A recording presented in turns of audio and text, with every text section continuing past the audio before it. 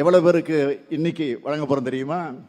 இந்த மாவட்டத்தை பொறுத்த வரைக்கும் 63,124 பேருக்கு பட்டா வழங்க போறோம்.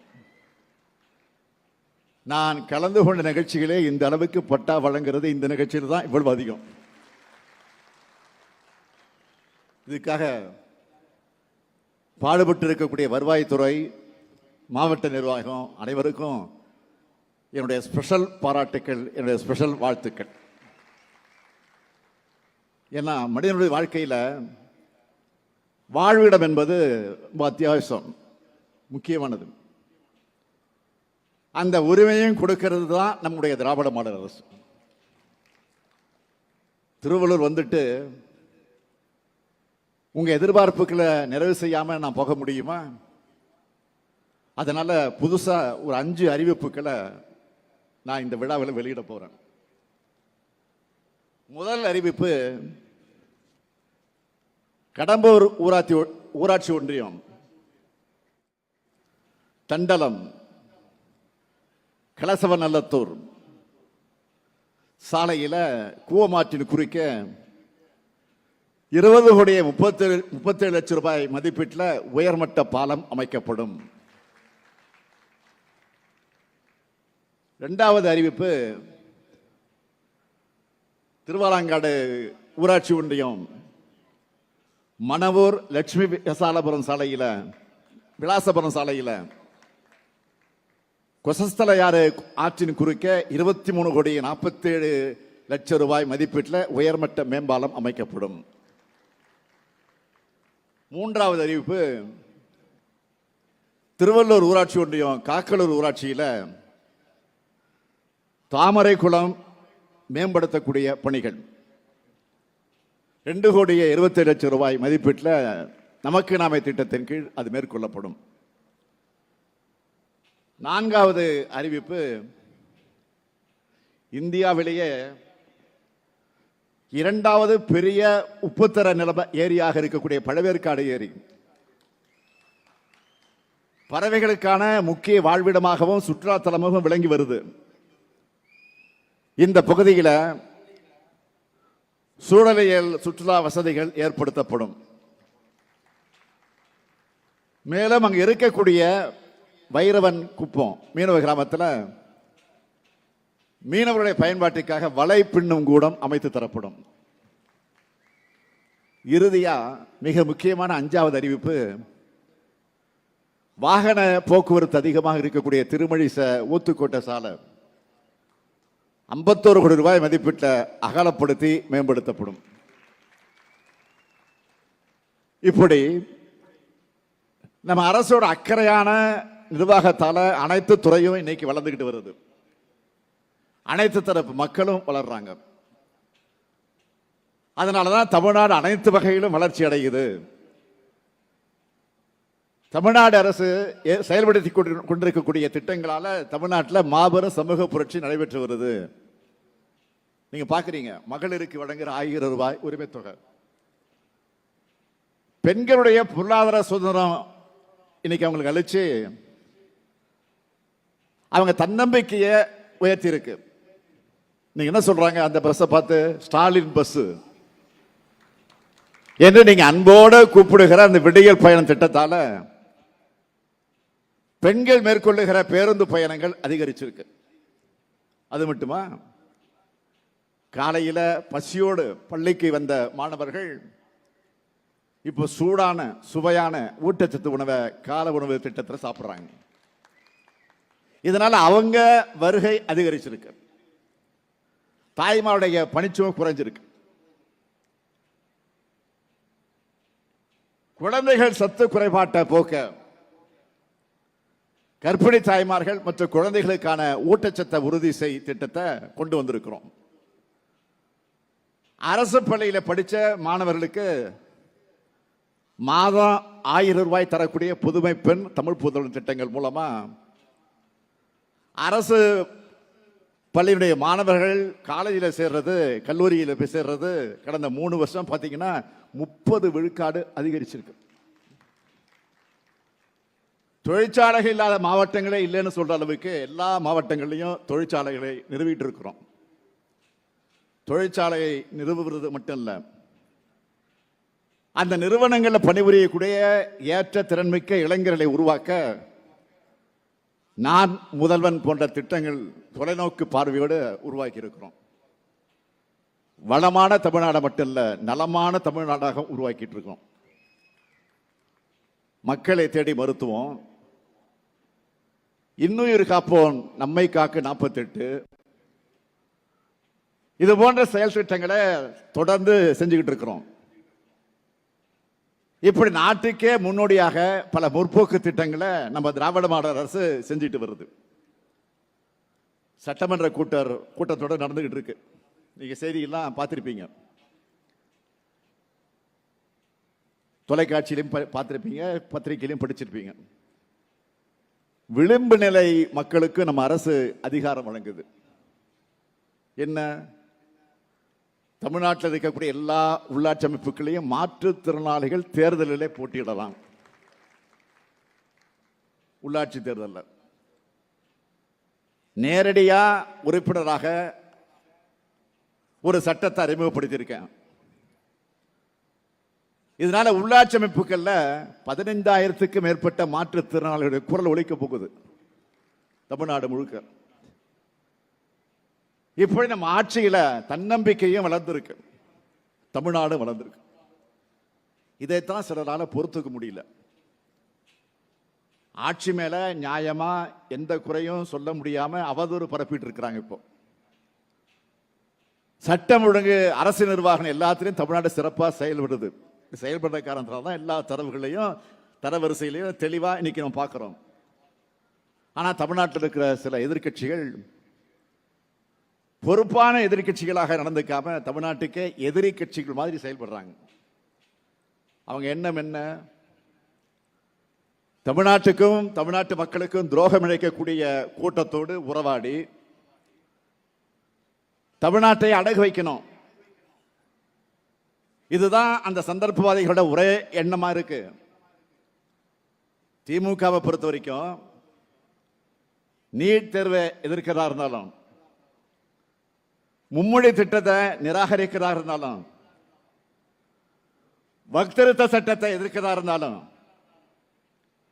தொகுதி மறுசீரமைப்புக்கு எதிராக பாதிப்படையக்கூடிய மாநிலங்களை ஒன்று திரட்டதா இருந்தாலும், நாம தான் இந்திய அளவில் வலுவா ஓங்கி குரல் கொடுத்துட்டு இருக்கிறோம். மாநில உரிமையுடைய அகில இந்திய முகமா திமுக தான் இருக்கு. சமீபத்தில் சென்னை வந்திருந்த ஒன்றிய உள்துறை அமைச்சர் அமித்ஷா அவர்கள்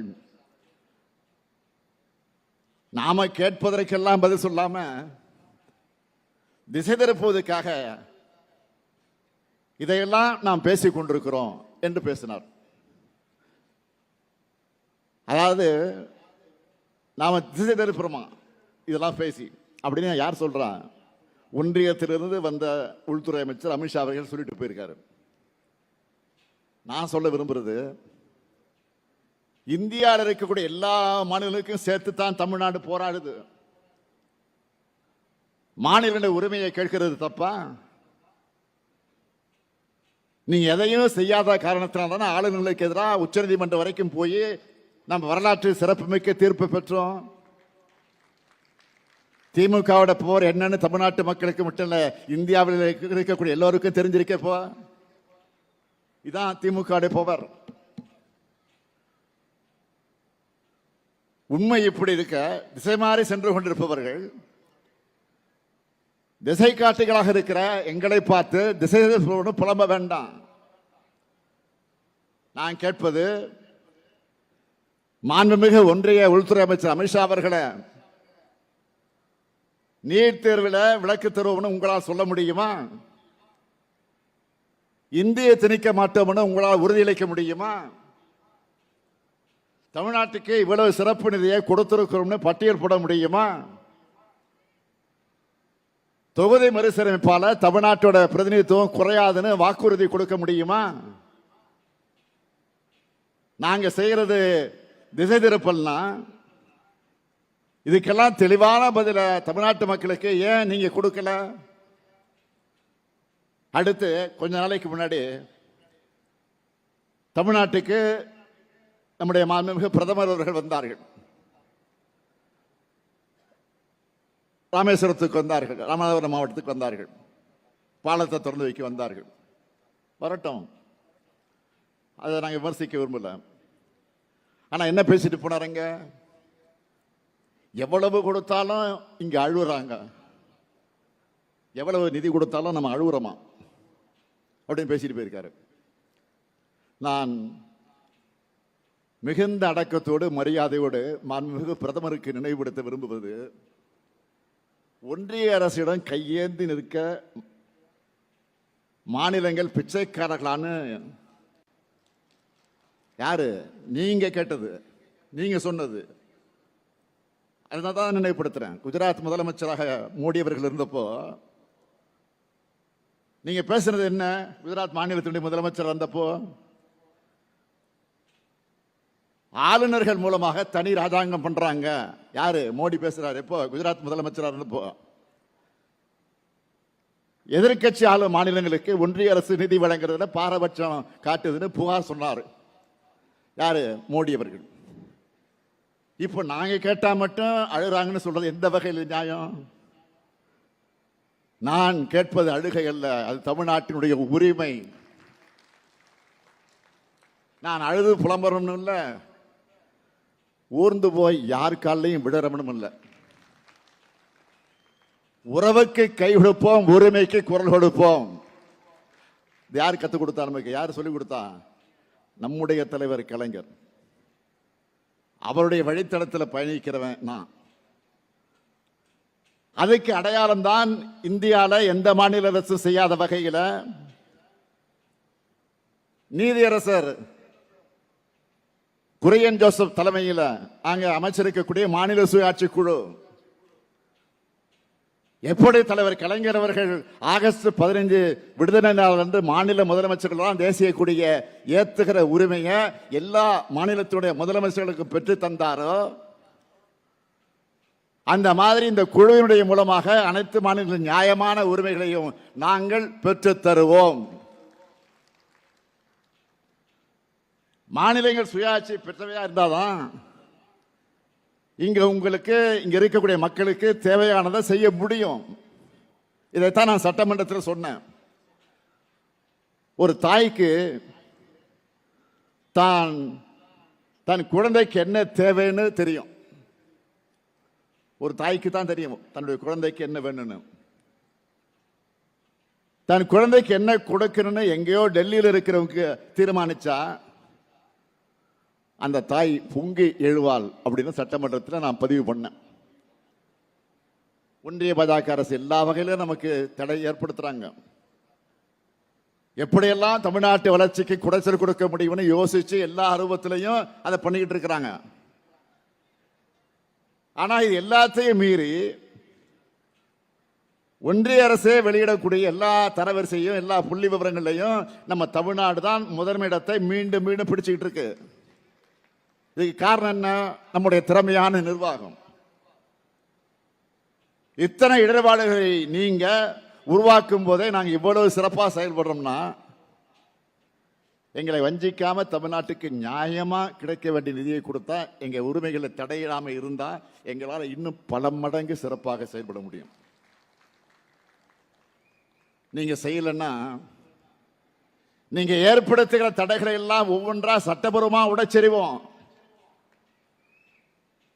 அது மட்டுமல்ல, தமிழ்நாட்டை எல்லா துறைகளில் நம்பர் 1 மாநிலமாக மாற்றுவதற்கு நாங்கள் உழைச்சு கொண்டே தான் இருப்போம். இதனாலதான் தமிழ்நாடு மட்டும் எப்படி தனித்துவமா இருக்கலாம்னு நீங்க நினைச்சு ஒன்றிய உள்துறை அமைச்சர் அமித்ஷா அவர்கள் சொல்றாரு, நாங்க 2026 நாங்க தான் ஆட்சி அமைப்போம் நாடாளுமன்றத்தில் பேசுறாரு. தமிழ்நாட்டுக்கு அதையே சொல்லிட்டு போயிருக்கிறாரு. நான் அவருக்கு சவாலா ஒன்று சொல்லிக்க விரும்புறேன். டெல்லியின் ஆளுகைக்கு தமிழ்நாடு என்றைக்கும் அடிபணியாது. அப்படி ஒரு தனி குணம், ஒரு தனித்தன்மை கொண்டவங்க நாங்க. மற்ற மாநிலங்களில் போய் அங்கே உள்ள கட்சிகளை உடைச்சு ரைடு மூலமா மிரட்டி ஆட்சி அமைக்கிற உங்க ஃபார்முலா எங்க தமிழ்நாட்டில் வேலைக்காகாது. நீங்க ஏமாற வேண்டாம். 2026 திராவிட மாடல் ஆட்சி தான். எங்க தமிழ்நாடு எப்பவுமே டெல்லிக்கு அவுட் ஆஃப் கண்ட்ரோல் தான். இங்க இருக்கக்கூடிய சிலரை மிரட்டி கூட்டணி வச்சுட்ட நீங்க ஜெயிக்க முடியுமா? உங்க பரிவாரங்கள் எல்லோரையும் சேர்த்துக்கிட்டு வாங்க, நீங்க ஒரு கை பார்ப்போம். நான் கேட்கிறது, தமிழர்களை எப்படியெல்லாம் நீங்க கொச்சைப்படுத்தினீங்க. அண்மையிலே கூட ஒன்றிய கல்வி அமைச்சர் தர்மேந்திர பிரதான் அவர்கள் தமிழர்களுடைய நாகரிகம் இல்லாதவங்கன்னு சொல்லிட்டு மன்னிப்பு கேட்டார. அதுக்கு முன்னாடி இன்னொரு ஒன்றிய அமைச்சர் தமிழர்கள் வெடிகுண்டு வைக்கிறவங்கன்னு சொல்லிட்டு மன்னிப்பு கேட்டார்.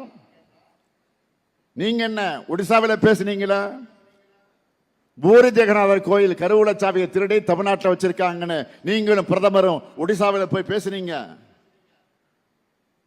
தமிழ்நாட்டை சார்ந்த ஐஏஎஸ் அதிகாரி ஒருவர் ஒடிசா மாநிலத்துடைய முதலமைச்சருடன் இருக்கிறார் என்பதற்காக ஒரு தமிழர் ஒடிசாவை ஆளலாமா என்று கேட்டு பிரித்தாளும் சூழ்ச்சி நடத்தினீங்களா?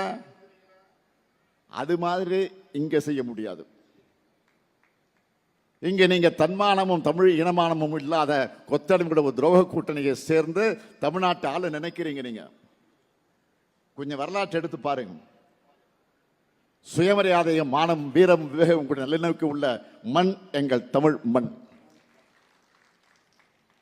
ஆதிக்கத்தையும் ஆக்கிரமிப்பையும் எந்த காலத்திலும் அனுமதிக்காத மானம் உள்ள மண் இந்த தமிழ் மண். தேர்தலுக்குள்ள அடுத்த ஓராண்டு நீங்க எப்படியெல்லாம் ஏவல் அமைப்புகளை வச்சு மிரட்டுவீங்கன்னு எங்களுக்கு தெரியும். ஏன் நாட்டு மக்களுக்கு நல்லாவே தெரியும். நாங்க இந்த உருட்டல் மிரட்டலுக்கெல்லாம் அடிபணிகிற அடிமைகள் அல்ல. அமித்ஷா இல்ல, எந்த ஷாவா இருந்தாலும் சார் எங்களை ஆள முடியாது. இது தமிழ்நாடு. இந்த முத்துவேல் கருணாநிதி ஸ்டாலின் இருக்கும் வரை உங்க திட்டம் பலிக்காது.